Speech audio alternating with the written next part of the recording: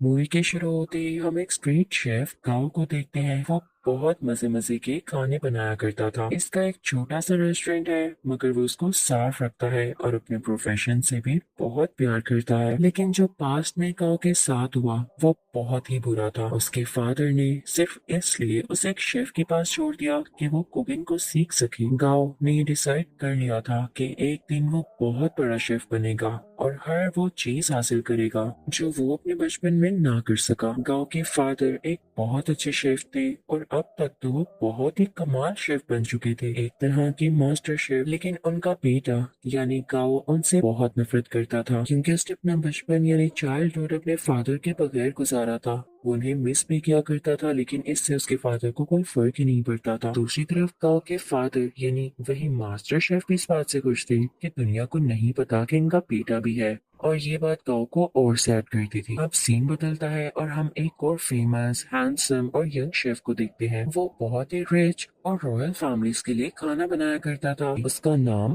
Paul होता है। Paul का ये ख्वाब था कि वो अपने फादर के लिए अपनी कंट्री में एक रेस्टोरेंट बनाएगा। इसलिए वो अब्रॉड को छोड़ते हुए और सब ऑफर्स को मना करते हुए अपनी कंट्री वापस आ जाता है। वहां जाकर वो एक फिश सेलर के पास जाता है और कहता है कि मुझे एक बड़ी सी मछली तो दिखाओ। तो फिश सेलर उसे मना कर देता है।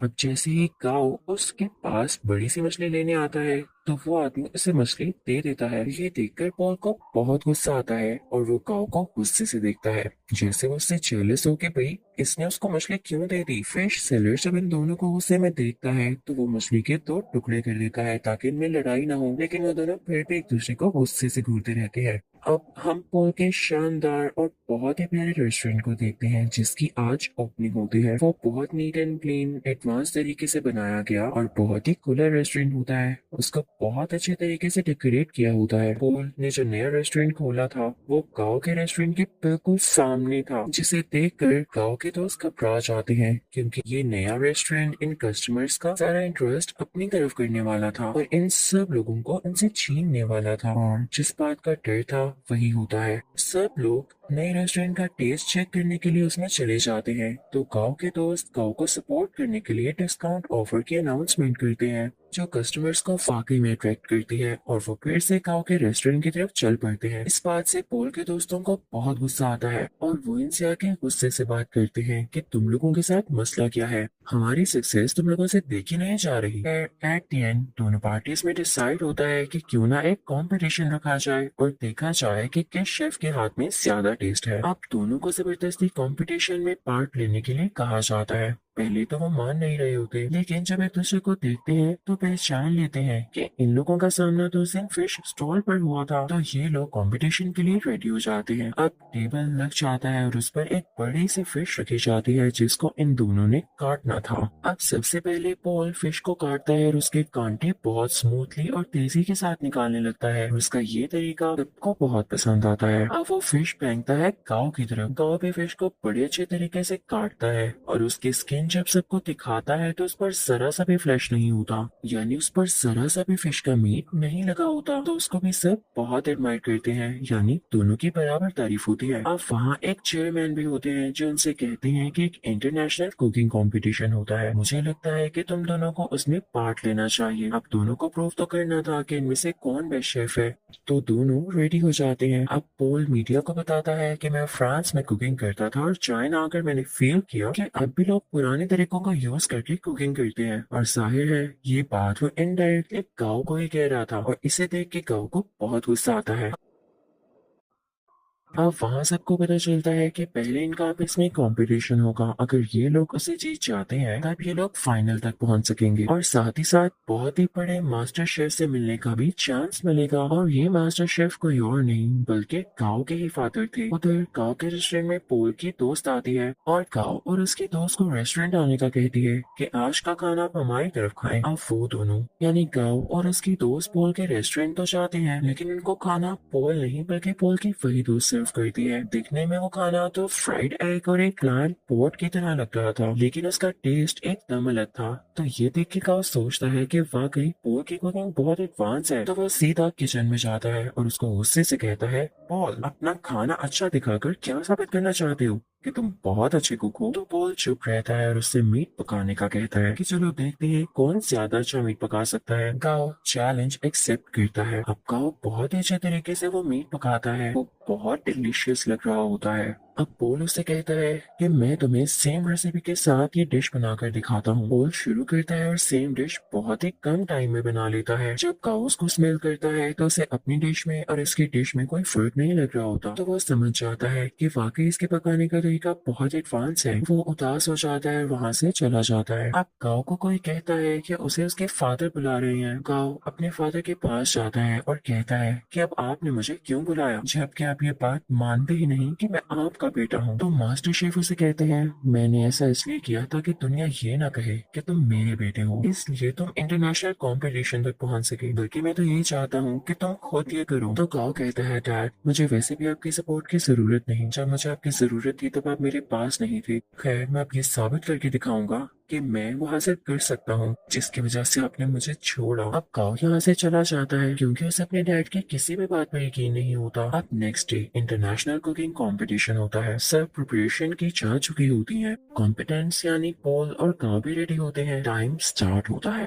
पॉल की कोई स्वीट डिश होती है और काऊ की चिकन डिश। दोनों बहुत मेहनत से अपनी डिशेस तैयार करते हैं। पॉल तो टाइम से पहले ही अपनी डिश तैयार कर लेता है, लेकिन उसके बाद काऊ की भी शानदार डिश रेडी हो जाती है। उसने भी टाइम पर अपना दिया गया टास्क पूरा कर लिया था। जजेस और ऑडियंस बहुत इम्प्रेस होते हैं और अब उनकी डिशेस को टेस्ट किया जाता है और दोनों के सेम पॉइंट्स आते हैं क्योंकि जज को उनके खाने में इतना ज्यादा डिफरेंस नहीं लग रहा था, यानी दोनों की डिशेस बहुत मजे की थी। तभी स्टेज पर एक जज आता है और इस कंफ्यूजन को क्लियर करने के लिए कहता है कि नो डाउट दोनों के डिशेस की टेस्ट बहुत आला थे, लेकिन मुझे टाइम मैनेजमेंट पॉल की ज्यादा पसंद आई, इसलिए ये कंपटीशन पॉल ने अपने नाम कर लिया है। पॉल यहाँ पर बहुत ज्यादा खुश हो जाता है। गाँव क्योंकि कंपटीशन हार चुका होता है तो वो बहुत ज्यादा उदास होने की वजह से अपने घर भी नहीं जाता और वीडियो गेम्स खेलने के लिए चल पड़ता है। वो कई दिन तक अपना टाइम यूं ही स्पेंड करता रहता है और एक दिन उसके पास वही शेफ आते हैं जिनके पास उसने अपना बचपन गुजारा और उसी के पास गाँव के डैड उसे छोड़ कर गए थे। वो उसे समझाते हैं कि गाँव देखो, हार जीत तो इंसान की जिंदगी का हिस्सा होती है ना। अगर आज तुम नहीं जीत सके तो क्या जरूरी है कि कल भी नहीं जीत पाओगे। लेकिन गाँव घर जाने के लिए तैयार ही नहीं था। उसे बहुत समझाने के बाद कन्विंस कर लिया जाता है कि उसे घर जाना होगा और अगले कंपटीशन की तैयारी करनी होगी। अब पॉल बहुत ज्यादा खुश होने की वजह से अपने रेस्टोरेंट जाता है। वो बहुत एंजॉय करता है। उसके सामने उसके दोस्त बैठे होते हैं तो बातों बातों में उसके दोस्त उससे कहते हैं पॉल तुम अपने दोस्त को चांस क्यों नहीं देते हो, वो इतने टाइम से तुम्हारे साथ है, तुम उस पर ट्रस्ट तो करो, उसे अलाउ करो कि वो इंटरनेशनली तुम्हें रिप्रेजेंट कर सके, तुम्हारे रेस्टोरेंट का नाम ऊंचा कर सके। तो पॉल उससे कहता है हाँ वो मेरी अच्छी दोस्त जरूर है, इस बात से मैंने मना नहीं किया, लेकिन यार उसे खाना तक पकाना नहीं आता, वो कैसे मेरे रेस्टोरेंट को इंटरनेशनली रिप्रेजेंट कर सकती है। तो उसका दोस्त और बातें करने लगता है और उसकी बातों से ये लग रहा होता है जैसे ये उसके दोस्त के साथ ही मिला हुआ है और इनके दिल में लालच आ रही है।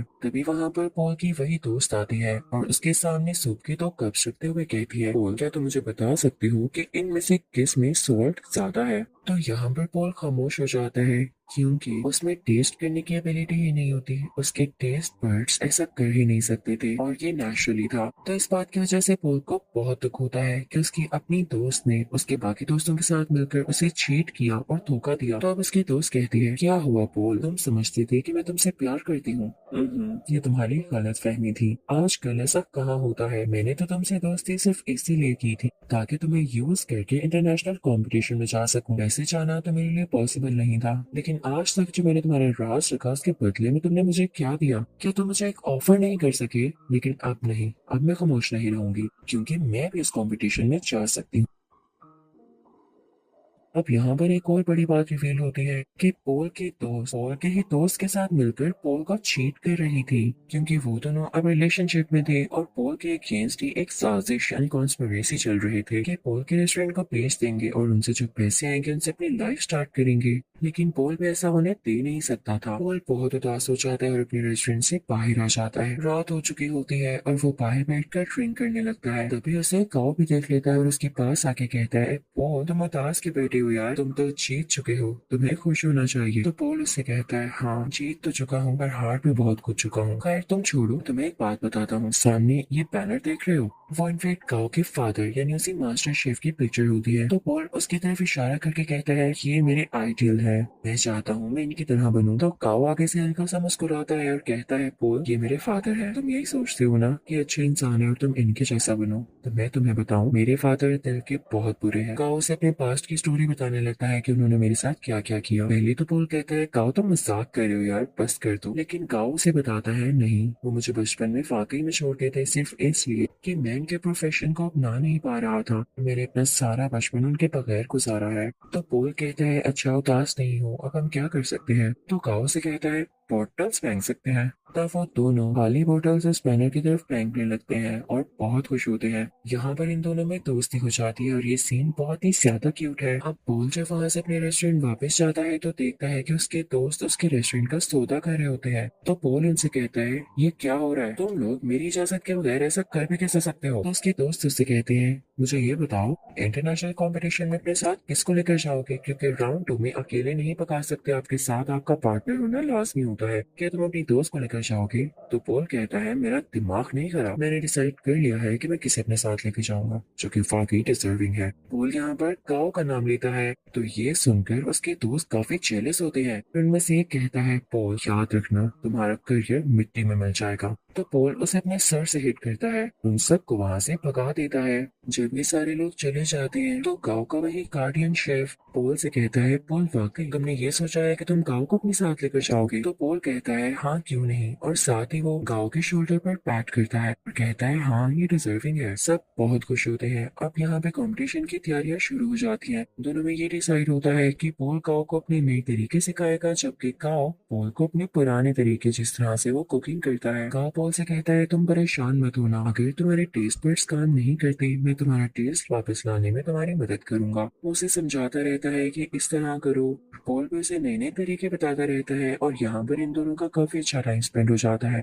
ये रोज खाना बनाने की प्रैक्टिस करते, साथ साथ डांस करते, सिंगिंग करते और बातें करते। और अब यहाँ इन दोनों की दोस्ती और भी गहरी हो चुकी थी। अब वो दिन भी आ जाता है जब इंटरनेशनल कंपटीशन का राउंड 2 होता है। ये दोनों अपनी डिश बहुत अच्छे तरीके से बनाने लगते हैं और कम ही टाइम में बहुत अच्छी स्वीट डिश तैयार कर लेते हैं जो कि जजेस को इतनी ज्यादा पसंद आती है कि वो कहते हैं हमने आज तक ऐसी डिश नहीं खाई। और ये राउंड ये दोनों विन कर लेते हैं और सही कहा जाता है कि यूनिटी इन स्ट्रेंथ। अब इसके बाद शुरू होना होता है थर्ड राउंड जो कि कुछ दिन बाद था और ये कंपटीशन इनका उसी मास्टर शेफ यानी काओ के फादर के साथ था। तो यहाँ पर पॉल काओ से कहता है मुझे लगता है कि तुम इस कंपटीशन को जीत सकते हो तो तुम चले जाना। तो काओ पॉल से कहता है तुम बहुत अच्छे शेफ हो, तुम्हें तो एडवांस तरीके में पता है, तुम मेरे से भी ज्यादा अच्छा कर सकते हो। तो पॉल कहते हैं नहीं ऐसी बात नहीं, देखो मैंने अपने फादर का ड्रीम पूरा किया अपना रेस्टोरेंट बनाकर, तो तुम अपने फादर का ड्रीम पूरा करो ना। वो तुम एक बहुत अच्छा शेफ देखना चाहते थे तो तुम उनके सामने जाकर कुकिंग करो और उन्हें प्रूव कर दो कि तुम बहुत अच्छे शेफ बन सकते हो। तो काओ मान जाता है और पॉल का शुक्रिया अदा करता है। अब थर्ड और फाइनल राउंड स्टार्ट हो चुका होता है। दूसरी तरफ मास्टर शेफ भी अपनी डिश बनाने लगता है। अब काओ भी शुरू हो जाता है लेकिन शुरू होने से पहले ही उसे अपने बचपन की कुछ यादें आने लगती हैं जहाँ पर उसके फादर उसे छोड़ गए थे और उसे काफी बच्चे बुली किया करते थे। वो उन्हीं यादों में खो जाता है। उसके फादर आकर उसके मुंह पे पानी गिराते हैं और कहते हैं अपना काम शुरू करो। तब यहाँ पर काओ कुछ बनाना शुरू करता है। दूसरी तरफ काओ के फादर यानी वही मास्टर शेफ बहुत ही ज्यादा प्यारी स्वीट डिश बनाते हैं जैसे फायर लगी हो और उसमें से एक फूल निकल रहा हो। उस फूल का बहुत ही आला टेस्ट होता है। जजेस को ये बहुत ज्यादा पसंद आता है और जब काओ की बारी होती है तो वो अपनी डिश दिखाएगी उसने क्या बनाया है। तो वो एक बाउल में नूडल्स बनाकर सीधा अपने फादर के पास जाता और उनको वो प्रेजेंट करता है। मास्टर शेफ उसे टेस्ट करते हैं तो वो नूडल्स उन्हें बहुत अच्छे लगते हैं और ये वही नूडल्स होते हैं जिनकी वजह से काओ को उसके फादर से डांट पड़ी थी कि तुम तो नूडल्स तक नहीं बना सकते। और आज काओ ने इतने मजे के नूडल्स बनाए थे कि उसके फादर उसे खाना ही नहीं छोड़ते और नूडल्स को वाइल्डली खाने लगते हैं। वो अपने बेटे को रोक के कहते हैं शाबाश बेटा तुमने बहुत अच्छे नूडल्स बनाए। वो यहाँ पे काफी इमोशनल हो जाते हैं तो ऑडियंस को भी पता चल जाता है कि एक तो इनका सरनेम सेम है और इन लोगों का बिहेवियर देख के भी यही लग रहा है कि ये बेटा और बाप है। यहाँ पर गाँव का ख्वाब भी पूरा हो चुका था और उनके फादर का भी। अब उधर हम रेस्टोरेंट में देखते हैं कि पॉल और गाँव अब साथ काम करते हैं और उनकी ऑडियंस पहले से कई ज्यादा है, यानी उनके पास और भी ज्यादा कस्टमर्स आते हैं। लोग उनका खाना बहुत ज्यादा पसंद करते हैं और इनके रेस्टोरेंट में अब रौनक ही रौनक हो जाती है। इसी के साथ ये मूवी